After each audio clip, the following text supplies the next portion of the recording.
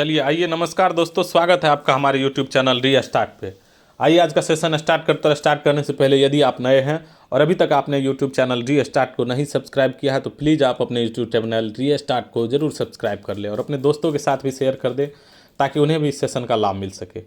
और देखिए आज का जो टॉपिक है जनसंख्या एवं नगरीकरण, और इनसे बहुत ज़्यादा एग्जाम में क्वेश्चन पूछा जाता है। जनसंख्या और नगरीकरण से अब एग्ज़ाम में बहुत ज़्यादा क्वेश्चन पूछा जाने लगा है। तो आप लोग को इस सेशन का जो है चलिए दिखाते हैं कैसा कैसा एग्ज़ाम में पूछा गया आज तक प्रश्न, उन सभी प्रश्नों का विश्लेषण इस वीडियो में करेंगे। तो आइए चलते हैं पहला प्रश्न की तरफ। इससे पहले का अगर आप वीडियो नहीं देखे हैं, जनसंख्या नगरीकरण का 43 तक जो है इससे पहले वाला वीडियो में हो चुका है, तो आप प्लेलिस्ट में जा करके वो आप वीडियो देख सकते हैं। तो आइए 44 नंबर से स्टार्ट करते हैं। 44 नंबर में क्या है, 2011 की जनगणना के अनुसार बिहार का जनसंख्या घनत्व कितना व्यक्ति प्रति वर्ग किलोमीटर है। तो आप लोग जानते हैं कि भारत का जो जनसंख्या घनत्व है, भारत का जनसंख्या घनत्व कितना है, भारत का जनसंख्या घनत्व 382 व्यक्ति प्रति वर्ग किलोमीटर है। 382 व्यक्ति पर वर्ग किलोमीटर है ना, लेकिन बिहार का जनसंख्या घनत्व आपको 1106 व्यक्ति प्रति वर्ग किलोमीटर, 1106 व्यक्ति प्रति वर्ग किलोमीटर है ना। तो याद रखिएगा 2011 के जनगणना के अनुसार बिहार का जनसंख्या घनत्व कितना है, 1106 व्यक्ति प्रति वर्ग किलोमीटर है ना। इसमें थोड़ा सा इसको पतला कर लेते हैं, ये मोटा हो जा रहा है, अभी भी मोटा ही है।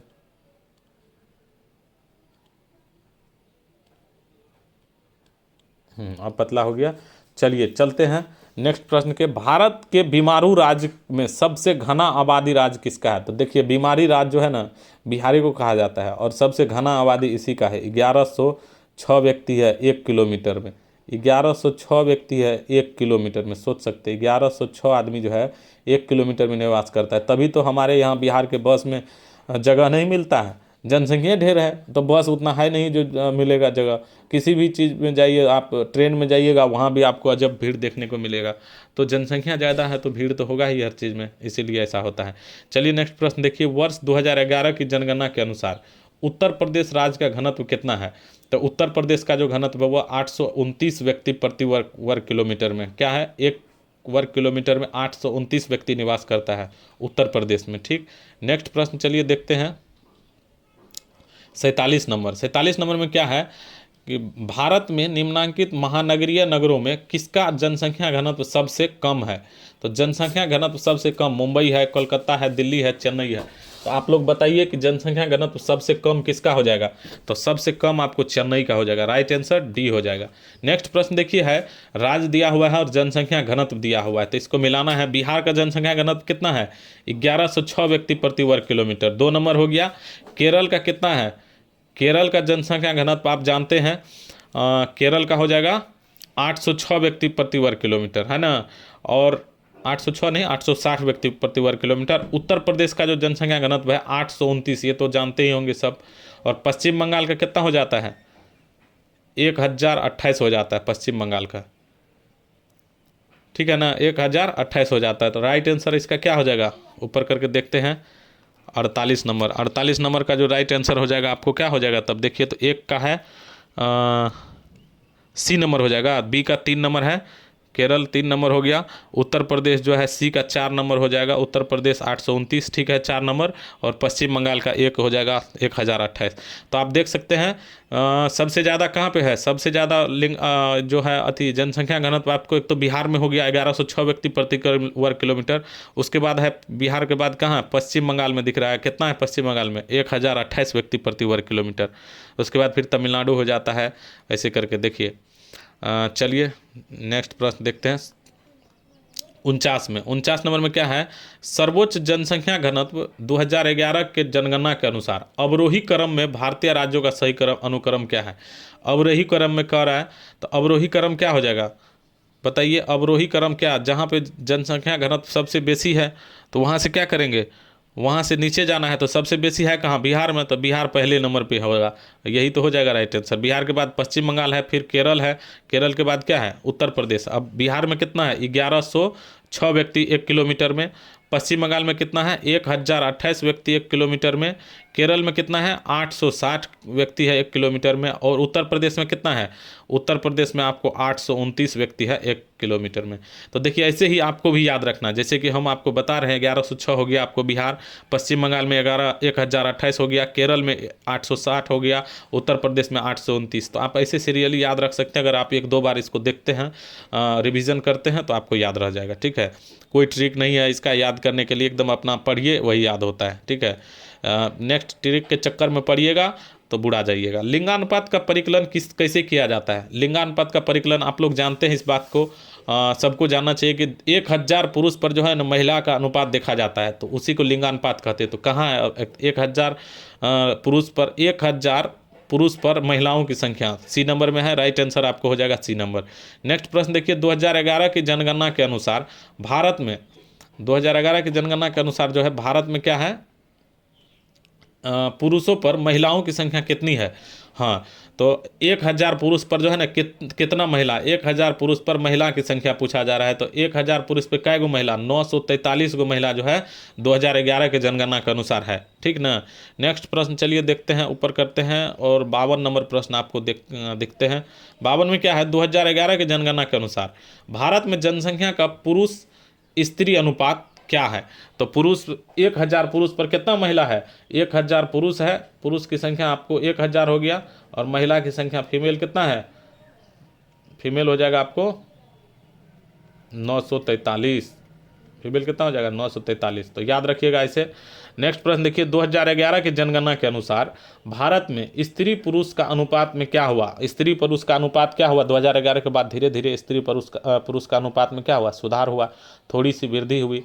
ठीक है, अभी जो स्थिति है ना, शुरू में इससे बहुत अच्छा बेहतर स्थिति था स्त्री पुरुष लिंगानुपात में। ठीक है, चलिए ना आप देखिएगा ना, 1901 ईस्वी में 972 था, अभी जो है 2000 के बाद में आने के बाद 943 हो गया। तो स्थिति तो और खराबे न हो गया। कहाँ 972 था, 1000 पुरुष पे 972 था उस टाइम में, तो 1901 का ही ईस्वी सही था ना। जितना पढ़ने लिखने के बाद जो है ना आदमी, और समझिए ये हो गया कि आप समझ सकते हैं क्या होते जा रहा है अब धीरे धीरे, क्यों इतना लिंगानुपात में वृद्धि हुई है, मूर्खता के कारण से। भारत के किस राज्य में महिलाओं की संख्या पुरुषों से अधिक है।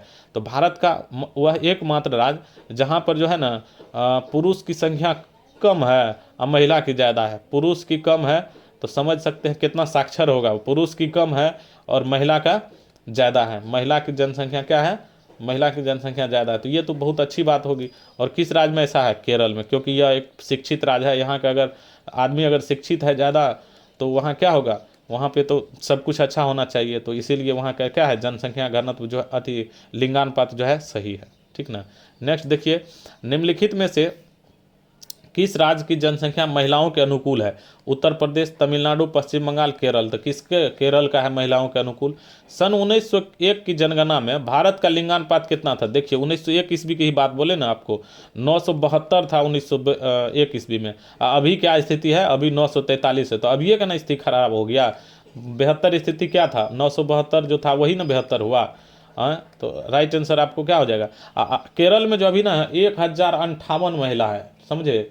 केरल में क्या है, 1058 महिला है आपको 1000 पुरुष पर। 1000 पुरुष है, 1000 पुरुष की जनसंख्या है, महिला कितना है, महिला देखिए 1058 है। तो बेहतर स्थिति हो गया ना सबसे।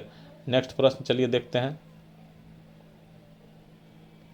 नेक्स्ट प्रश्न क्या है, लिंगानुपात की दृष्टि से केरल में महिलाओं के सर्वाधिक उपयुक्त दशाएं पाई जाती है। दूसरा स्थान निम्नलिखित में से किसका है। तो लिंगानुपात की दृष्टि से केरल तो है, ये है महिलाओं में सर्वाधिक उपयुक्त दशा देखने को मिलता है, लेकिन यहाँ पूछा जा रहा है क्या दूसरा स्थान पे कौन है। तो देखिए छत्तीसगढ़ है, हिमाचल प्रदेश है, पुदुचेरी है, गोवा है। तो एक और देखिए आप पुदुचेरी याद रखिए, क्योंकि यह जो केंद्र शासित प्रदेश है और यह भी केरल के तरफ ही है, तो वहीं पे नज़दीक में है। और यह भी आपको क्या है, यह भी एक महिलाओं की में संख्या जो है ना केरल के जैसे ही सबसे अधिक है पुदुचेरी में। राज्य में हो गया आपको केरल, और केंद्र शासित प्रदेश में पूछ दे तो पुदुचेरी।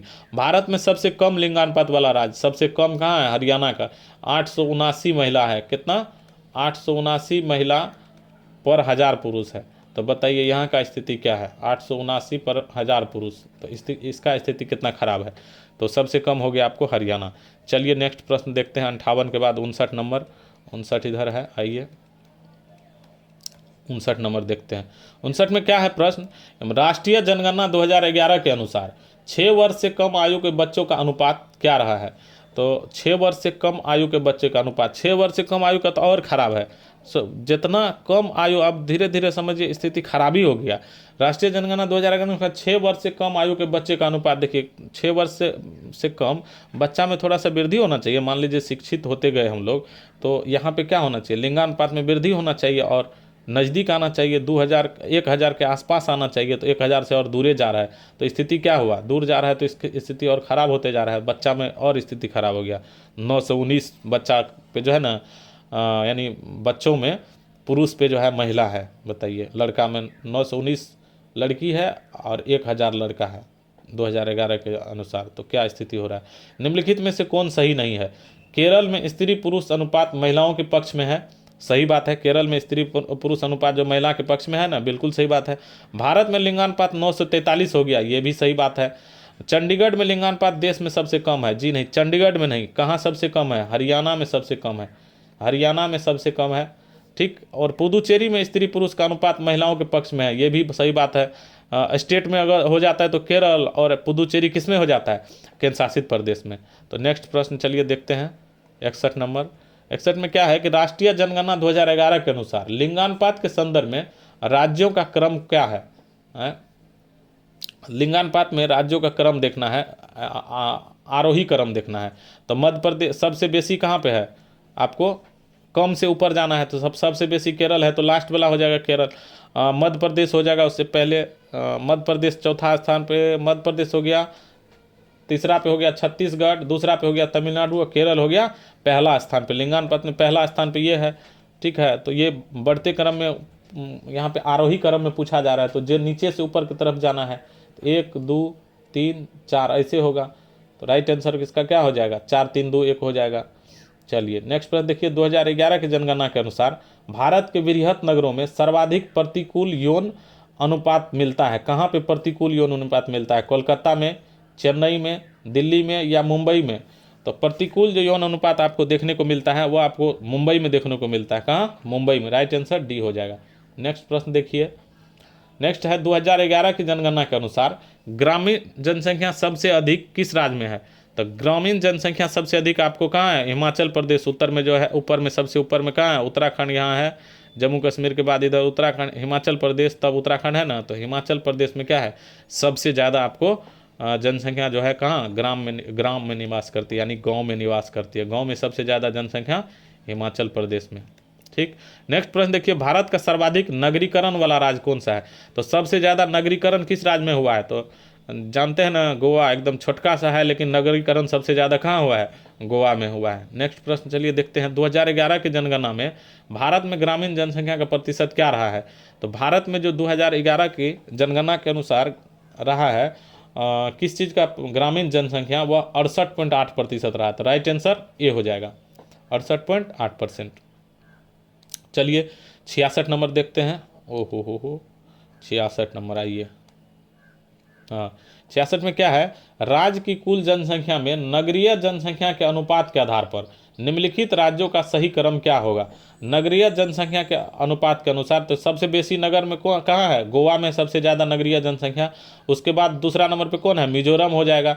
तीसरा नंबर पे कौन हो जाएगा, तमिलनाडु हो जाएगा। चौथा नंबर पे कौन हो जाएगा, तो महाराष्ट्र हो जाएगा। और पाँचवा नंबर पर कौन हो जाएगा, गुजरात हो जाएगा। तो राइट आंसर क्या हो जाएगा, पाँचवा नंबर पर ये हो गया। तो देखिए दो हो गया। उसके बाद क्या हो जाएगा, कहाँ है, 3 नंबर गोवा हो गया, 2 नंबर का हो गया गोवा। फिर दूसरा नंबर पे मिजोरम हो गया, 1 हो गया। चौथा नंबर पे क्या है, देखिए यहाँ तमिलनाडु है, तो 4 हो गया ये। तो राइट आंसर क्या हो जाएगा, ए हो जाएगा। ठीक, नेक्स्ट प्रश्न देखते हैं, 2011 की जनगणना के अनुसार 10 लाख से अधिक जनसंख्या वाले नगरों की संख्या कितनी है।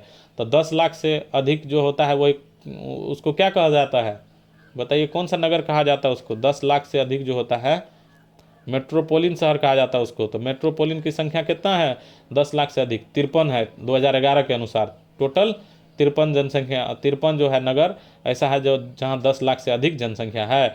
भारत के 3 सर्वाधिक नगरीकृत राज्य, 3 गो राज्य बताना है आपको जो कि नगरीकरण में सबसे ऊपर से नीचे की तरफ है। अवरोही क्रम क्या हुआ, सबसे ज़्यादा नगरीकरण आपको गोवा में है, तो पहले स्थान पर ये हो जाएगा। उसके बाद मिजोरम है, उसके बाद तमिलनाडु है, तमिलनाडु के बाद फिर क्या है, महाराष्ट्र है, तब क्या है, गुजरात है।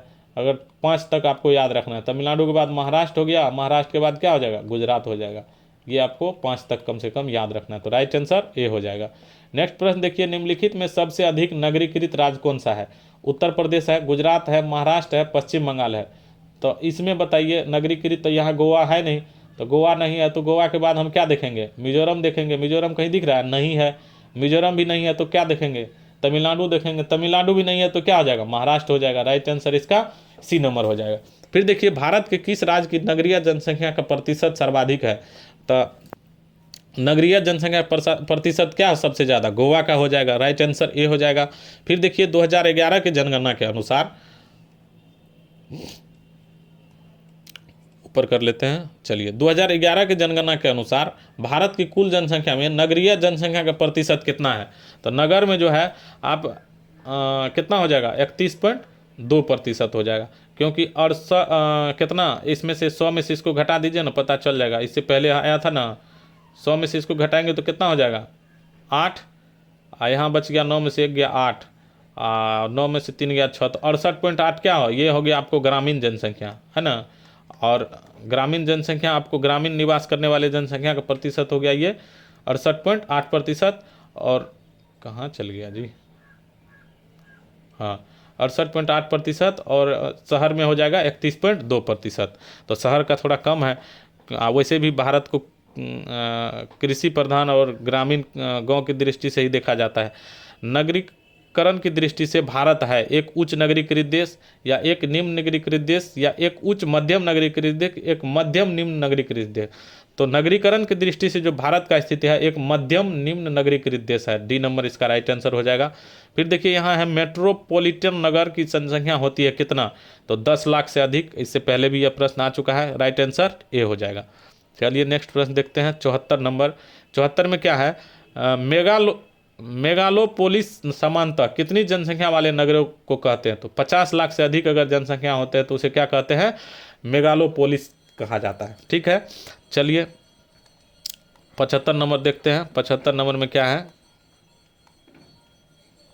भारतीय जनसंख्या आयोग द्वारा नगर की परिभाषा के लिए निर्धारित मापदंड दिया गया है। कौन सा मापदंड है, नगर के लिए क्या क्या होना चाहिए। 75% कार्यशील पुरुष गैर कृषि कार्यों में लगे हैं। बिल्कुल सही बात है, गैर कृषि यानी कृषि नहीं। कृषि में कितना, कृषि में मात्र यहाँ पे 25% लोग जो है ना कृषि में है। अब बाद बाकी 75% जो है ना कार्य क्या करता है, अपना बिजनेस या कोई भी दूसरा वर्क करता है, उद्योग और धंधा जो करता है, सब क्या करता है, कौन करता है, ग्रामीण जनसंख्या के लोग, शहरी जनसंख्या के लोग करता है। ग्रामीण में क्या, कृषि ज़्यादा होता है। तो न्यूनतम जनसंख्या घनत्व 400 व्यक्ति प्रति वर्ग किलोमीटर है। सही बात है। और उस स्थान की जनसंख्या 5000 से अधिक हो, ये भी सही बात है। कम से कम 5000 हो तभी तो वो नगर की श्रेणी में आएगा ना। तो राइट आंसर आपको 1, 2, 3 सभी का सभी क्या है, सही है। मेट्रोपोलिस की संख्या 2001 से 2011 में क्या हुई है, तो 2001 से लेकर के 2011 में क्या हो गई है, 53 हो गई है। 35 से बढ़ करके 53। 2001 में कितना था, 2001 में आपको था 35, और 2011 में क्या हो गया, 53 हो गया है। याद रखिए। नेक्स्ट प्रश्न देखिए, भारत की नगरीय जनसंख्या में सर्वाधिक योगदान है उत्तर प्रदेश का, महाराष्ट्र का, पश्चिम बंगाल का, तमिलनाडु का। तो आपको 5 गो स्टेट बताए थे, तो पहला स्थान पे क्या है, गोवा है। ठीक है, गोवा के बाद क्या है, पश्चिम बंगाल है। नहीं, गोवा के बाद पश्चिम बंगाल नहीं है। गोवा सबसे पहले स्थान पे आपको हो गया, गोवा हो गया। फिर हो जाएगा आपको तमिलनाडु, फिर हो जाएगा आपको महाराष्ट्र। तो दूसरा नंबर पे कौन है, तमिलनाडु है। तो 1 मिनट इसको देख लेते हैं पीछे करके। देखिए यहाँ पे अभी जस्ट आपको बताए हैं,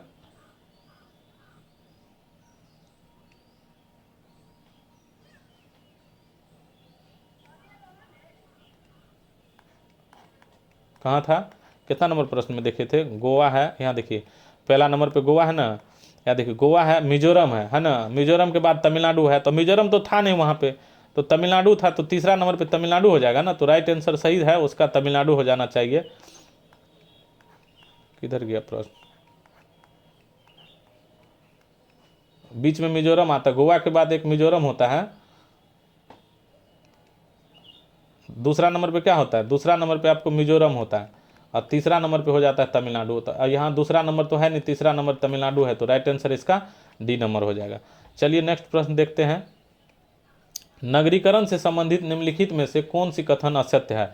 भारत में नगरीकरण सभी क्षेत्रों में समान रूप से हुआ है। भारत में नगरीय जनसंख्या का सांद्रण अपेक्षाकृत बड़े नगरों में हुआ है।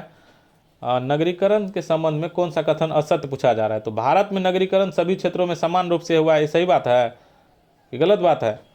यही हमको गलत लग रहा है कि नगरीकरण सब जगह समान थोड़ा ना हुआ है, कहीं पे नगरीकरण ज़्यादा हुआ है, कहीं पे क्या हुआ है, कम हुआ है, हर जगह नगरीकरण एक जैसा तो हुआ नहीं है। तो यही आंसर इसका क्या हो जाएगा, असत्य हो जाएगा। बाद बाकी पढ़ देते हैं। भारत में नगरीय जनसंख्या का सांद्रण अपेक्षाकृत बड़े नगरों में हुआ है, सही बात है, बड़े नगरों में ज़्यादा नगरीय जनसंख्या बढ़ा है। कुछ अपवादों को छोड़कर भारत में नगरीकरण विकास दर सदा बढ़ती हुई है, सही बात है। कुछ अपवाद को छोड़कर देखा जाए तो भारत में नगरीकरण का विकास होते रहा है। भारत के नगरीय समस्या में रोजगार, आवास, प्रदूषण, ऊर्जा आदि मुख्य समस्या है। तो नगर में जो जनसंख्या निवास करती है वहाँ रोजगार की और आवास इसलिए दिक्कत होता है कि वहाँ पे जनसंख्या ज़्यादा हो जाता है, और घर जो वहाँ पे जगह क्षेत्रफल कम रहता है तो वहाँ पे क्या होता है, रहने में दिक्कत है। प्रदूषण तो गाड़ी और अगर ज़्यादा चलेगा, अब मान लीजिए, तो प्रदूषण तो ज़्यादा होगा ही ना। अब पेड़ उड़ तो ज़्यादा मिलता नहीं देखने में गाँव के जैसे, तो इसीलिए वहाँ प्रदूषण भी ज़्यादा हो जाता। तो चलिए नेक्स्ट प्रश्न देखिए। सर्वाधिक अनुसूचित जनजाति आबादी संकेंद्रित है। जनजाति कहा जा रहा है, कहने का मतलब एसटी हो गया ना। तो सर्वाधिक अनुसूचित जनजाति आबादी संकेंद्रित हो जाएगा किस राज्य में, उत्तर प्रदेश में, मध्य प्रदेश में, झारखंड में और छत्तीसगढ़ में। तो सबसे बेसी जनजाति पूछा जाए तो आपको मध्य प्रदेश के साथ जाना है, राइट आंसर बी हो जाएगा। फिर देखिए 2011 की जनगणना के अंतिम आंकड़ों के अनुसार निम्नलिखित में से किस राज्य में अनुसूचित जनजातियों के लोगों का प्रतिशत सबसे अधिक है। अनुसूचित जनजाति का प्रतिशत सबसे अधिक किस में हो जाएगा, नागालैंड है, मिजोरम है, मणिपुर है, त्रिपुरा हो जाएगा। तो अनुसूचित जनजाति वैसे अगर पूछा जाए तो मध्य प्रदेश हो जाएगा, लेकिन प्रतिशत की दृष्टि से, तो प्रतिशत की दृष्टि से आपको क्या हो जाएगा, मिजोरम हो जाएगा। प्रतिशत में मिजोरम, ऐसे मध्य प्रदेश। जनजाति की बात हो रहा है। फिर देखिए 2011 की जनगणना के अंतिम आंकड़ों के अनुसार किस राज्य में अनुसूचित जाति के लोगों का प्रतिशत सबसे अधिक रहा है। तो अनुसूचित जाति यहाँ पे पूछा जा रहा है, तो जाति में अगर प्रतिशत पूछता है तो पंजाब हो जाएगा। जाति में एससी में जो है ना सबसे बेसी प्रतिशत कहाँ हो जाएगा, पंजाब में, और एसटी में सबसे बेसी प्रतिशत मिजोरम में, और वैसे पूछे तो मध्य प्रदेश में। फिर ध्यान देखिए 2011 के जनगणना के अनुसार अनुसूचित जाति का सर्वाधिक जनसंख्या अगर पूछे तो उत्तर प्रदेश हो जाएगा। एससी का अगर सबसे अधिक जनसंख्या पूछे तो उत्तर प्रदेश, एससी का अगर प्रतिशत में पूछे सबसे अधिक जनसंख्या तो क्या हो जाएगा, पंजाब हो जाएगा। ठीक, चलिए नेक्स्ट प्रश्न देखते हैं। 83 नंबर। 83 में क्या है कि किस राज्य में अनुसूचित जनजाति की जनसंख्या सर्वाधिक है।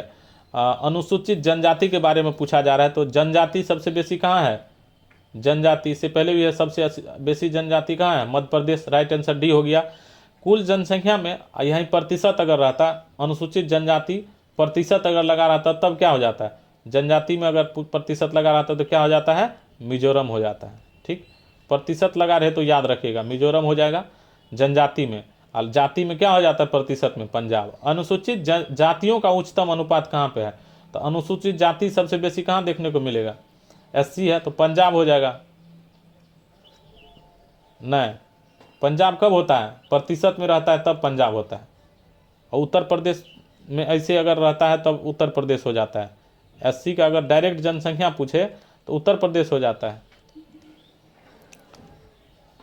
ठीक है, अगर अनुसूचित जाति का उच्चतम अनुपात पूछे तो पंजाब हो जाता है। यहाँ पे थोड़ा सा उल्टा दिया हुआ है, देखते हैं ऊपर देखिए यहाँ पे क्या है। यहाँ क्या पूछा जा रहा है, 2011 के जनगणना के अंतिम आंकड़ों के अनुसार किस राज्य में अनुसूचित जाति के लोगों का प्रतिशत सबसे अधिक है। तो पंजाब है ना, प्रतिशत में सबसे बेसी है तो पंजाब हो जाता है। और यहाँ देखिए क्या पूछा गया है, यहाँ क्या है, कुल जनसंख्या अनुसूचित जाति का उच्चतम अनुपात। तो ठीक है, पंजाब ही हो जाएगा, प्रतिशत में अनुपात पूछा गया है, यहाँ पे प्रतिशत नहीं लिखा हुआ, पर राइट आंसर इसका डीए हो जाएगा। ठीक, नेक्स्ट प्रश्न देखिए। कुल जनसंख्या में अनुसूचित जनजातियों का उच्चतम अनुपात क्या हो जाएगा, मध्य प्रदेश है, लक्षद्वीप है, नागालैंड, मेघालय, क्या हो जाएगा, मध्य प्रदेश हो जाएगा। अनुसूचित जनजाति एसटी के बारे में पूछा जा रहा है। ठीक है, फिर चलिए भारत की कुल जनसंख्या में अनुसूचित जनजाति की आबादी का योगदान क्या है। भारत का जनसंख्या जो 100% में से कितना प्रतिशत जो है ना आपको 8.6% जो है ना आपको क्या है, एसटी का जनसंख्या है, अनुसूचित जनजाति। राइट आंसर हो जाएगा सी नंबर। नेक्स्ट देखिए, भारत की कुल जनसंख्या में अनुसूचित जाति की जनसंख्या का योगदान, एससी का अनुपात कितना है? एससी आपको 16.6% है भारत में। 100% में से 16.6% क्या है आपको एससी की जनसंख्या, और 8.6% है एसटी की। ठीक, फिर देखिए नेक्स्ट प्रश्न देखिए, भारत में प्रभावित साक्षरता दर की गणना की जाती है। साक्षरता दर का गणना कैसे करते हैं? 7 वर्ष की उम्र से ऊपर की जनसंख्या को अगर लेते हैं तो उसको क्या करते हैं, भाग देते हैं। 7 वर्ष की उम्र से ऊपर की जनसंख्या से क्या करते हैं, भाग देते हैं कुल जनसंख्या में, तो ये हो जाता है आपको साक्षरता दर निकल जाता है। ठीक, 2011 की जनगणना के अंतिम आंकड़ों के अनुसार भारत की औसत साक्षरता दर प्रतिशत क्या रही है? तो भारत का जो औसत साक्षरता प्रतिशत है 2011 के अनुसार 73% रही है।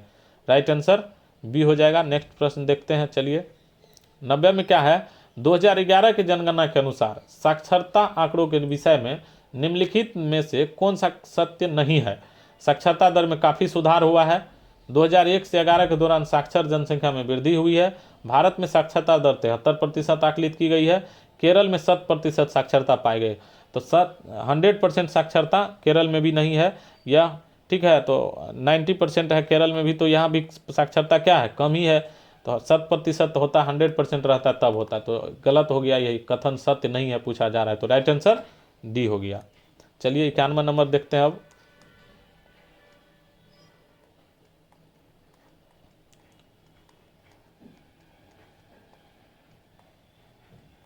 आइए 91 नंबर प्रश्न क्या है, वर्तमान में भारत में साक्षरता दर के आकलन के संदर्भ में निम्नलिखित में से कौन सा कथन सही है? इसमें 4 गो क्वेश्चन दिया हुआ है, 4 ऑप्शन है, पूछा जा रहा है कौन सा सही है। और साक्षरता दर के हिसाब से जो व्यक्ति केवल पढ़ सकता है पर लिख नहीं सकता उसे साक्षर नहीं माना जाता है।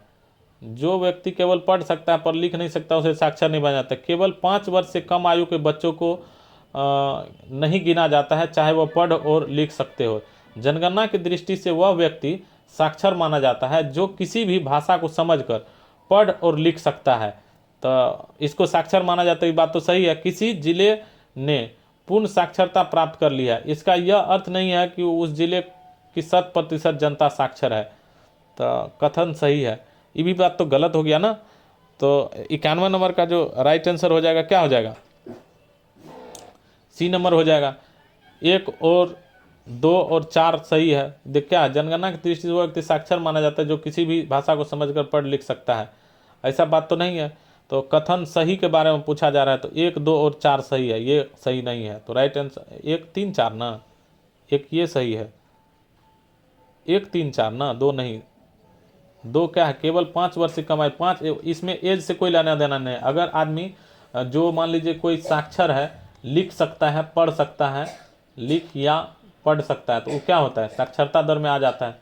लिख या पढ़ सकता है तो वो क्या होता है, साक्षरता दर में आता है। लेकिन यहाँ पे लगा हुआ 5 वर्ष से कम आयु के बच्चों को नहीं गिना जाता है, ऐसा कुछ नहीं है।